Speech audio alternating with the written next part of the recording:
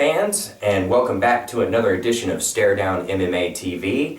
I'm your host, James Bagley, and in this edition we're going to continue our video rankings list series and focus on the top 185-pound fighters in the world.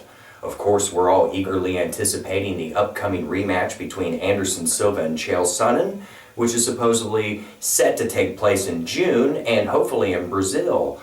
But until then, we'll go ahead and start with the list, and we're going to go at the bottom.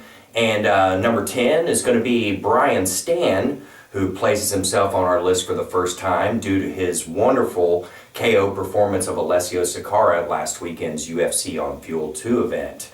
That would lead us to number 9, who is former Strikeforce Middleweight champion Ronaldo Jacare Souza.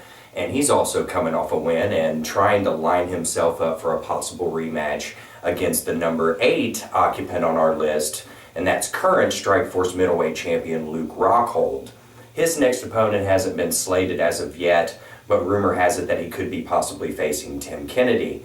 So, number 7, we're going to move along, and that would be Tim Boetsch, who has placed himself a little bit higher on the rankings list due to his wonderful comeback performance against Yushin Okami at UFC 144 Japan. And that would move us along to number 6, who would be Mark Munoz, who's currently rehabbing from an elbow injury. Well, actually, he did corrective surgery to already correct some existing injuries that he had, but he's looking to make a comeback here soon this summer, and we're all eagerly anticipating to see exactly who he's going to be matched up against next.